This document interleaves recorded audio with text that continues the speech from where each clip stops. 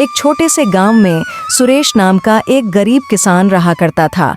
उसके परिवार में उसकी पत्नी सुनीता, वह एक बेटी मोहिनी और एक बेटे राम के साथ छोटे से घर में रहा करता था। वह अपने खेत में कड़ी मेहनत करके अपने परिवार का गुजारा कर रहा था। सभी लोग खुशी से रह रहे थे। और एक दिन मोहिनी का रिश्ता पक्का हो जाता है, इसलिए सुरेश राम से, अरे राम बेटे, तुम्हारी बहन मोहिनी का रिश्ता पक्का हो गया है। ये खबर तुम्हारी नंसार पहुंचाने के लिए मैं और तुम्हारी माँ जा रहे हैं। तुम मोहिनी का ख्याल रखना, हम कल सुबह तक आ जाएंगे। पिताजी, आप माँ को साथ लेकर जा रहे हो, बेकार में इतना परेशान हो जाए, इससे अच्छा तो मैं चला जाता हूँ। नहीं नहीं, तुम्हारा जाना ऐसे अच्छा नहीं लगेगा। फिर तुम्हारी माँ का भी मन था अपने पिताजी से मिलने का, मैंने सोचा इससे मौका और भला क्या हो सकता है। ठीक है पिताजी, जैसा आप कहें, मुझे कोई ऐतराज नहीं है।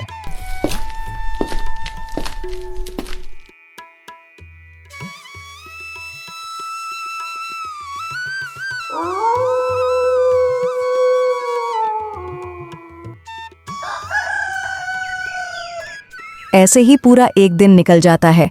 वे दोनों अपने माता पिता की राह देखने लगते हैं। तभी वहां एक व्यक्ति आता है और वह कहता है, राम, मुझे ये बात तुमसे कहने में बड़ी दुखी हो रही है कि तुम्हारे पिताजी, वह माँ जी जिस बैलगाड़ी से गए थे, उसका बेल बेकाबू होने की वजह से वह खाई में गिर गया, जिस वजह से तुम्हारे माँ वह पिताजी उसी के साथ गिर गए। ऐसा सुनकर राम और महीने के पैरों के नीचे से जमीन खिसक जाती है। वे गहरे शोक में चले जाते हैं और जोर जोर से रोने लगते हैं।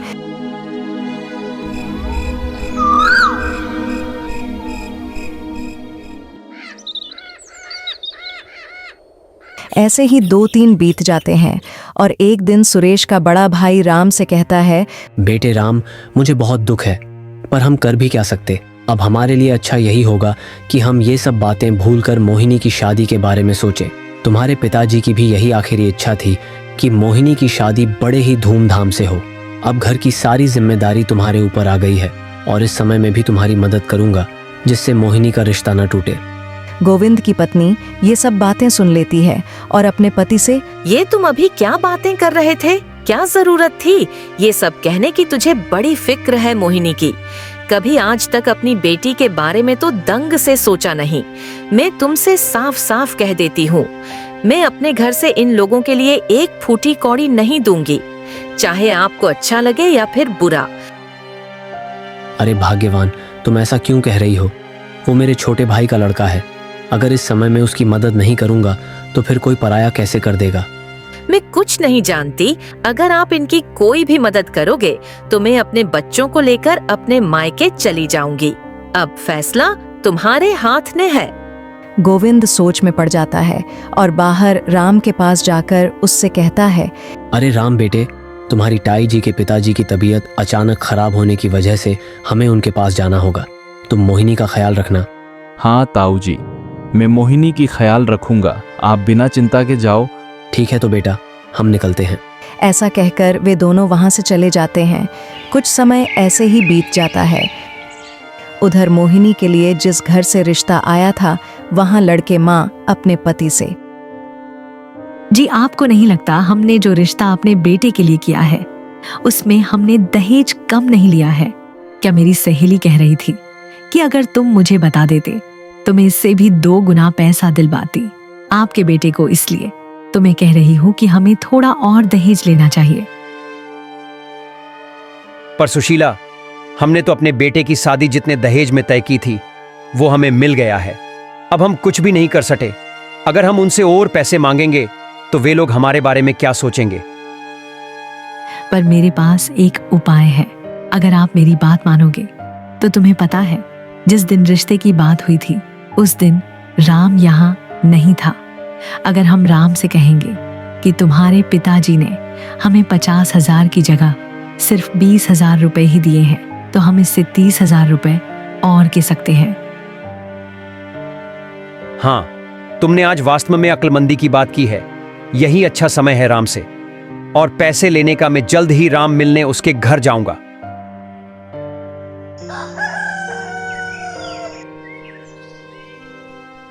अगले दिन वह राम के घर की तरफ निकल पड़ता है। वहां पहुंचकर, अरे राम बेटे, कैसे हो? मैं तुम्हारे पास आने की सोच रहा था, लेकिन इतना सब कुछ हो गया जिस वजह से मैं आ नहीं पाया।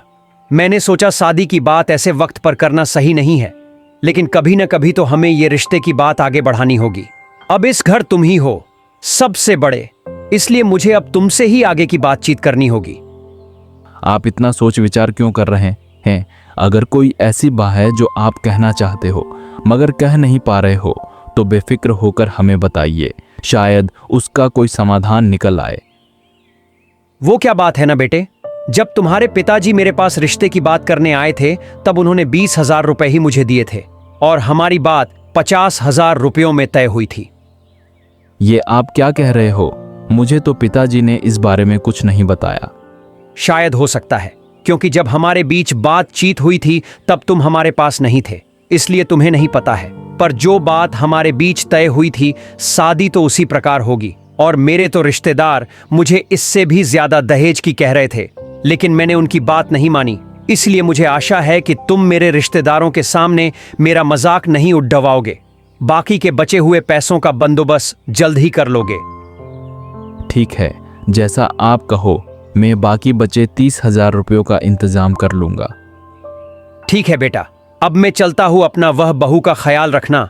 इतना कहकर लड़के बाप वहां से चला जाता है। इधर मोहिनी राम से, भैया मैं ये शादी नहीं कर सकती। क्यों, क्या बात है?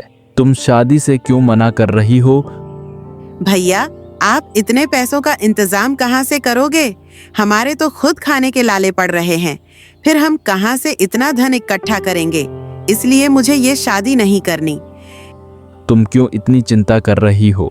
माँ और पिताजी हमारे पास नहीं है, तो क्या जब तक मैं जिंदा हूँ तुझे दुखी नहीं होने दूंगा। मैं माँ और पिताजी की आखिरी इच्छा को अब मैं पूरा करूंगा, चाहे इसके लिए मुझे कितना भी मेहनत करना पड़े।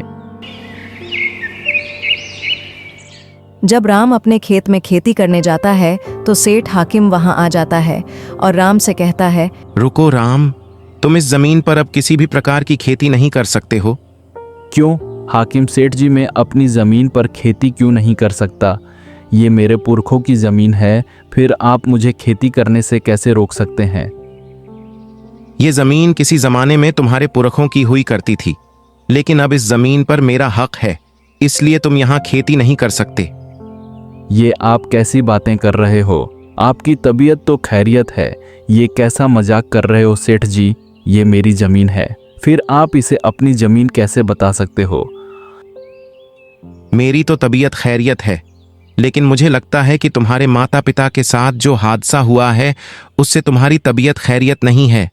तभी तो मेरी जमीन पर आकर मुझसे ही जवान लड़ा रहो हो, क्योंकि तुम्हें नहीं पता तुम्हारे पिताजी ने मुझे ये जमीन तुम्हारी बहन की शादी के लिए बेच दी थी, जिससे उन्हें शादी करने के लिए पैसे मिल सकें।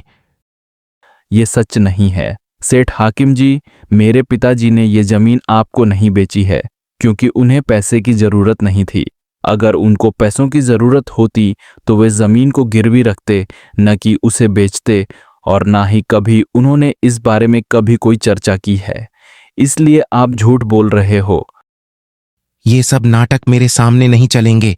तू जिस जमीन पर खड़ा है अब वो जमीन मेरी है, इसलिए चुपचाप निकल जाओ यहाँ, वरना धक्के खाकर जाना पड़ेगा तुम्हें।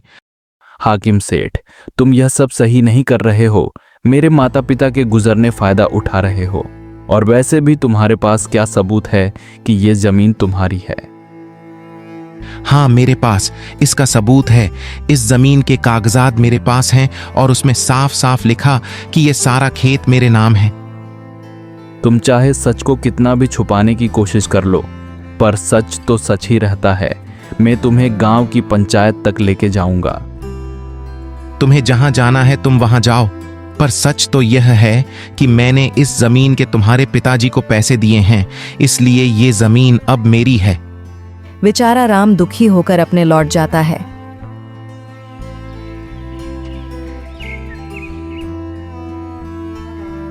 क्या हुआ भैया, आप इतना दुखी क्यों दिखाई दे रहे हो?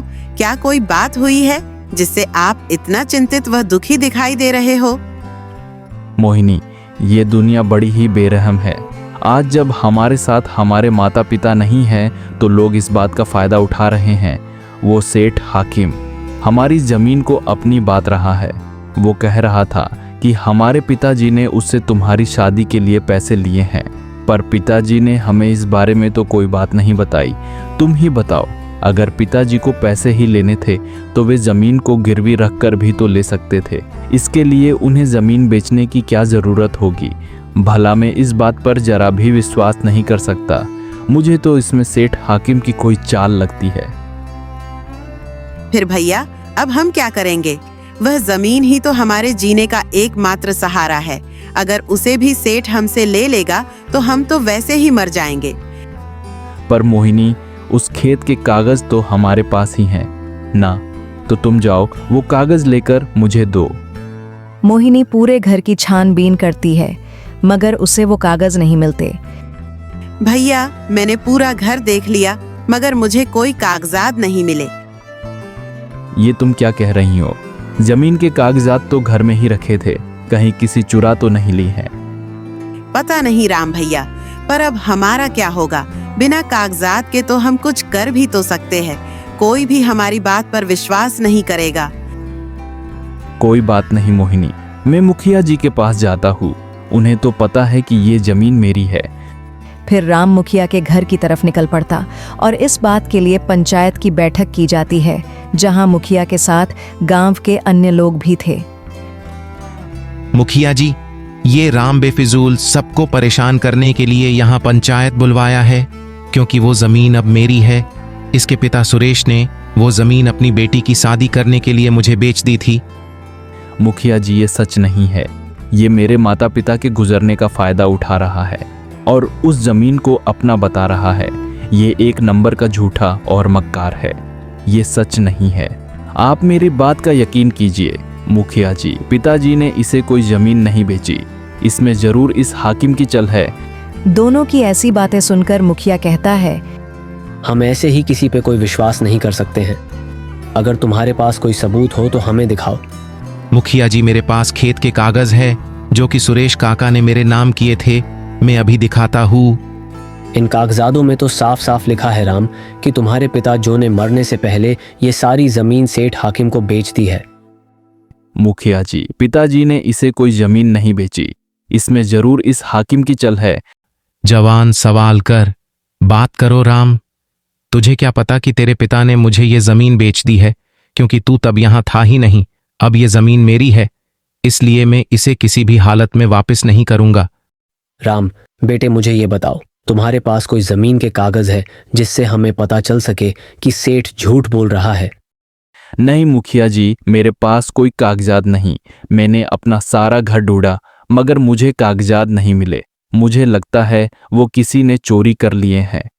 हाँ, जब तुम्हारे पास कोई सबूत है ही नहीं तो तुम अब ये नया बहाना बना रहे हो। तुम्हें शायद पता नहीं, ये पंचायत सबूत से चलती है ना कि बहानों से। मुखिया जी, आप अपना फैसला सुनाइए, क्योंकि इसके पास कोई सबूत है हो नहीं, ये झूठा है, बेफिजूल पंचायत का समय बर्बाद कर रहा है। तो पंचायत सबूत के आधार पर यह फैसला सुनाती है कि राम के पास कोई सबूत न मिलने पर यह जमीन सेठ हाकिम की है, क्योंकि कागजात पर साफ साफ लिखा है कि सुरेश ने पैसे लेकर यह जमीन सेठ हाकिम को बेची है। अब इस जमीन पर राम का कोई अधिकार नहीं है। यह सब बातें सुनकर राम को बहुत बड़ा सदमा लगता, लेकिन वहीं हाकिम मन ही मन बहुत खुश होता है और अपने घर जाकर अपनी पत्नी से कहता है, देखो वाबना, आखिर मैंने इतने प्रयासों के बाद राम की जमीन को हड़प ही लिया, वरना उसके पिता ने तो मुझे जमीन बेचना तो दूर, कभी मुझसे एक कण पैसा भी नहीं मांगा। जब भी उसके पास जमीन खरीदने की बात को लेकर जाता तो वह मुझसे साफ साफ मना कर देता था। मैंने उस जमीन के लिए बड़ी से बड़ी रकम राम के पिता को देना चाहा, लेकिन उसने मुझे ये जमीन नहीं बेची। मेरी इस जमीन पर न जाने कितने वर्षों से नजर थी। अब जाकर मेरी भगवान सुनी, वो बिना किसी एक पैसे दिए। इससे कहते भगवान जब भी देता छप्पर फाड़ के देता है।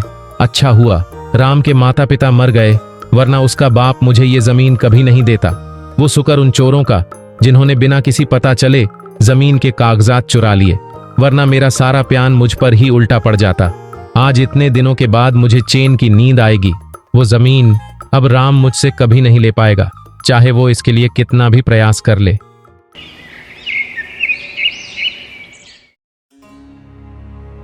भैया, उस हाकिम सेठ ने बड़ी ही चालाकी से हमारी जमीन हड़प ली। अब हम क्या करेंगे और घर गुजारा कैसे होगा? वो ही तो मात्र सहारा था हमारा, वो भी हमसे छीन गया। तुम चिंता मत करो मोहिनी, मैं कुछ न कुछ तो करूंगा जिससे हमारा गुजारा हो सके। कुछ समय ऐसे ही बीत जाता है। एक अचानक से सेठ हाकिम के सबसे बड़े गोदाम में आग लग जाती है, जिससे उसे बहुत बड़ा झटका लगता है। हे ईश्वर, ये तूने क्या किया? मेरा सबसे बड़ा गोदाम ही जला दिया। इसके लिए तो मैंने न जाने कितने बड़े बड़े लोगों से कर्जा लिया था, उनके पैसे कहाँ से दूंगा? तभी वहां पर एक सेठ आता है जिसका नाम किरोड़ीमल था। वह हाकिम से कहता है, हकीम लाल, तूने अभी तक मेरा एक भी पैसा वापस अभी किया है, मगर आज मुझे मेरा पूरा पैसा चाहिए, वो भी सूद सहित। अरे किरोड़ीमल, जरा हालात देखकर तो पैसे मांगे। तुम्हें पता तो होगा मेरा कितना नुकसान हुआ है। अभी फिर मैं तुम्हें पैसे कहां से दूं? मुझे तुम थोड़ा समय दो, मैं तुम्हारा सारा पैसा वापस कर दूंगा। मैं कुछ नहीं जानता, मुझे इस वक्त पैसे अत्यधिक आवश्यकता है, इसलिए मुझे अभी पैसे चाहिए। मुझे पता तुम्हारा बहुत बड़ा नुकसान हुआ है, मगर तुम मुझे पैसे नहीं दोगे तो मेरा भी नुकसान होना तय है। तो तुम ऐसा करो किरोड़ीमल, मुझे कुछ दिनों का समय दो, मैं तुम्हारे सारे पैसा लौटा दूंगा। मुझे कुछ नहीं सुनना। अगर मैंने 2-4 दिन रुक गया, फिर तुमने मुझसे मन किया तो इसलिए मुझे तुम पर कोई विश्वास नहीं। बस अब एक रास्ता, अगर तुम मेरे पास कुछ गिरवी रखते हो तो मैं तुम्हें 2-4 दिन का समय दे दूंगा। बताओ क्या कहते हो? इसने तो मुझे संकट में डाल दिया। मैं अपनी इसके पास गिरवी तो नहीं रखा सकता। एक काम करता हूं, मैं राम की जमीन के कागजात इसको दे देता हूं, बाद में इससे ले लूंगा। ठीक है, मैं अपनी जमीन के कागजात तुम्हें देने को तैयार हूं। फिर हाकिम किरोड़ीमल को कागज लेकर दे देता है और वो उन्हें लेकर कहां से चला जाता है। ऐसे ही कुछ समय बीत जाता है। एक दिन हाकिम लाल के आदमी खेत में काम कर रहे थे। तभी सेठ किरोड़ीमल वहां आकर बोलता है, अरे तुम तो सेठ हाकिम के नौकर हो, न जाओ यहां से। अब तुम ये पर काम नहीं कर सकते। आज के बाद इस खेत में दिखाई नहीं देना। हाकिम का था है नहीं, अब इस खेत पर मेरा अधिकार है, क्योंकि तुम्हारे सेठ ने मुझे ये जमीन बेच दी है, इसलिए तुम यहां पर काम नहीं कर सकते हो। चलो जाओ यहां से। हुजूर, सेठ जी ने तो हमें काम पर आते समय ये सब नहीं बताया था, फिर ये सौदा आपके बीच कब हो गया? ये सब तुम अपने सेठ हाकिम लाल से पूछना, मुझे तुम सबको बताने की कोई जरूरत नहीं है। सेठ किरोड़ीमल उनको वहां से भगा देता है। तभी एक नौकर हकीम लाल के पास आकर सारी घटना के बारे में बता देता। ऐसा सुनकर हाकिम क्रोध में आ जाता है। उस किरोड़ीमल की इतनी मजाल, उसने मुंह से जमीन 2-4 दिन के लिए गिरवी ली, पर अब उस पर अपना अधिकार जाता रहा है। मैं उसे अभी देखता हूं। ये सब तुम क्या कर रहे हो किरोड़ीमल? मैंने तुमने पहले मेरे नौकरों को काम करने से रोका और ये भी कहा कि उस जमीन पर अब तुम्हारा अधिकार है। जो तुमने सुना वो सब सही तो है। वो जमीन मेरी है। अगर कोई दूसरा व्यक्ति आकर उसमें काम करे तो उसे रखना मेरा फर्ज है। इसमें मैंने क्या गुनाह कर दिया? तुमने खुद अपने हाथों से, तो वो जमीन मेरे नाम की थी। तुम एक नंबर के झूठे मक्कार हो। मैंने अपनी जमीन तुमको गिरवी रखने को दी थी, मगर तुमने तो उस पर अधिकार कर लिया। अधिकार? मैंने तुम्हारी जमीन पर कोई अधिकार नहीं किया है। तुमने खुद अपनी जमीन मेरे नाम की है, क्योंकि तुम पर मेरे पैसे थे। जब तुम्हारे पैसे नहीं रहे तो तुमने खुद उस जमीन को मेरे नाम कर दिया। मुझे पता है तुम इस प्रकार मानने वाले नहीं हो। मुझे इसके लिए मुखिया जी को बताना होगा। आगे जो करेगी वो पंचायत ही करेगी।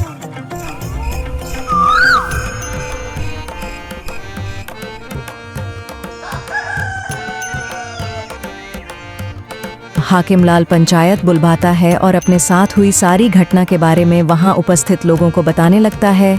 मुखिया जी, ये मेरी जमीन को अपनी जमीन बता रहा है। भला मैंने जमीन जब बेची ही नहीं तो फिर मेरी जमीन इसकी कैसे हो गई? नहीं मुखिया, ये झूठ बोल रहा है। इसने मुझसे पैसे उधार लिए थे। जब इस पर देने लिए कुछ नहीं था तो इसने खुद अपनी जमीन मेरे नाम कर दी। पर अब इसके मन में पता नहीं कौन सा लालच उत्पन्न हो गया है, जो ये इतना नीचे गिर जाएगा मुझे भी नहीं पता था। लालच मेरे मन में नहीं बल्कि तेरे मन में आ गया है, तभी तू झूठ पे झूठ बोले जा रहा है। मुखिया जी, आप इसकी बातों पर ध्यान मत दो। ये आदमी एक नंबर का बेईमान और झूठा है, और ये जमीन मेरी है ना कि इसकी। देखो भाइयों, पंचायत का एक हासिल है, वो बातों से ज्यादा सबूत पर विश्वास करती है। अगर तुम्हारे पास कोई सबूत हो तो हमें दिखाओ। ऐसे बेकार में बहस कर कर समय नष्ट मत करो।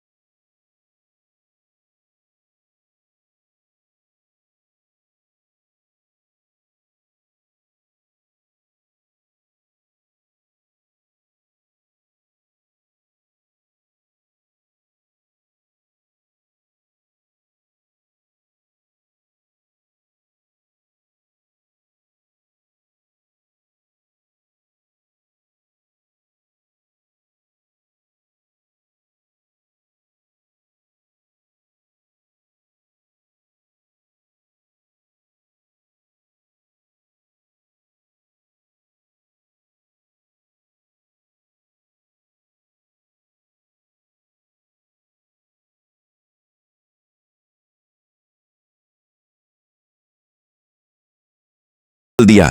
अब तो हाकिम को समझ आ ही गया होगा कि बुराई अच्छाई पर कितना भी हावी हो जाए, लेकिन उसे एक दिन अच्छाई के आगे झुकना ही होता है। आज ये सब आप लोग भी अपनी आंखों से देख रहे हैं। इस संसार में जो जैसा कर्म करता है उसे वैसा ही फल मिलता है। अगर आज तुम राम के साथ गलत नहीं करते तो शायद तुम्हारी फैक्ट्री भी तुम्हारे साथ होती। नियति भी यही चाहती थी कि जल्द से जल्द सच बाहर आ सके, तभी तो तुम आज इतने असहाय खड़े हो। तुम वास्तव में एक अच्छे इंसान हो किरोड़ीमल, वरना हमें तो कभी सच का पता भी नहीं चलता। और तुम इतना नीचे गिर जाओगे ये हम सब कभी नहीं सोच सकते थे। तुमने राम के माता पिता के न होने का इतना गलत फायदा उठाया। अब तुम्हारी भलाई इसी में है कि तुम राम की ज़मीन को जल्द से जल्द उसे वापस करो, और उसका आज तक ज़मीन की वजह से नुकसान हुआ है उसे तुम्हें ही भरना होगा। मुझे माफ कर दो मुखिया जी, मुझे लालच नहीं करना चाहिए था। लालच ने मुझे अंधा कर दिया था, जिस वजह से मैं यह सब कर बैठा। अब आप जैसा कहेंगे मैं वैसा करूंगा, जिससे मेरा गुनाह कम हो सके। हाकिम लाल का सीना शर्म के कारण नीचे झुक जाता है। वह सभी लोगों से माफी मांगने लगता है। आपका बहुत एहसान है हम पर किरोड़ीमल, जो मैं आपका जितना भी धन्यवाद करूं वो कम है। उस हाकिम ने तो मेरी जमीन हड़प ही लिए। वो आपके इतने प्रयास के कारण आज वो मुझे दोबारा मिली है। आपने ऐसा कर कर मुझे अपना जन्म जन्म का ऋणी कर दिया। राम बेटे, मैंने तुम पर कोई उपकार नहीं किया है, ये तो मेरा फर्ज था। तुम्हारे पिताजी मेरे सबसे अच्छे मित्र थे और आज उनके परिवार को मेरी जरूरत थी, तो भला मैं मदद करने से कैसे मना कर देता। अब तुम बेफिक्र होकर खेती करो, मैं तुमसे मिलने के लिए आता रहूंगा।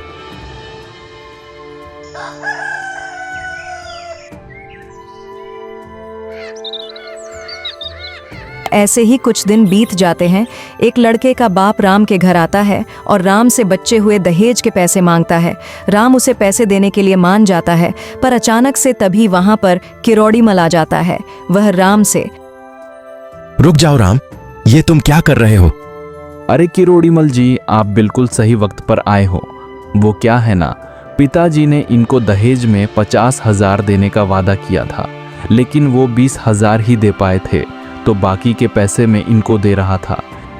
कोई जरूरत नहीं है राम बेटे, इनको पैसे देने की। ये भी उस हाकिम की तरह तुम्हारे पिताजी के गुजरने का फायदा उठा रहे हैं, क्योंकि जब दहेज की बात हुई थी तब मेरे सामने तुम्हारे पिताजी पूरे 50,000 उपाय इनको दिए थे, लेकिन इनके भी मन में लालच आ गया होगा और ये तुम्हारे पिता और माताजी के गुजरने फायदा उठाकर तुमसे और ज्यादा पैसे निकलवाना चाहते हैं। क्या ये आप सच कह रहे हो? हाँ बेटे, अगर तुमको मेरी बात पर विश्वास नहीं है तो इनसे ही पूछ लो।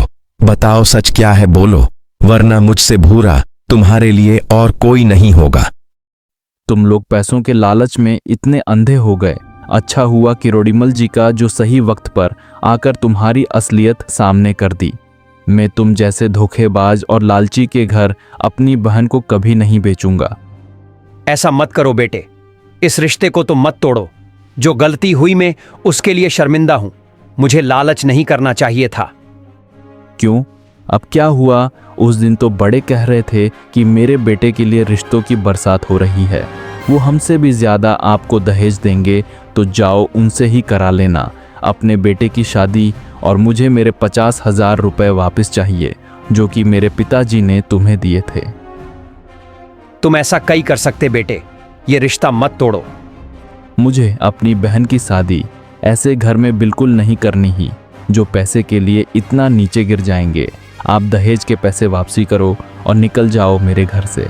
लड़के का बाप सारे आपसे वापस कर देता है और राम किरोड़ीमल के साथ मिलकर अपनी का रिश्ता एक बड़े घर में तय कर देता है और उनकी शादी भी बड़े धूमधाम से कराता है।